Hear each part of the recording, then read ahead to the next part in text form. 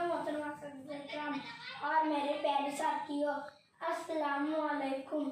चमन अपना वतन अपना, चमन अपना वतन अपना, ज़मीं व आसमां अपना, जहाँ हम सबसे प्यारा, जहाँ हम सबसे प्यारा हमें हिंदुस्तान अपना। सामाईन, 15 अगस्त यानी यौम आज़ादी। 15 अगस्त 1947 को हमारा मुल्क अंग्रेजों के गुलामी से आज़ाद हुआ। इस आज़ादी हासिल करने के लिए बहुत सारे रहनुमाओं और शहीदों ने अपनी जान की बाजी लगाई और हमें आज़ादी दिलाई।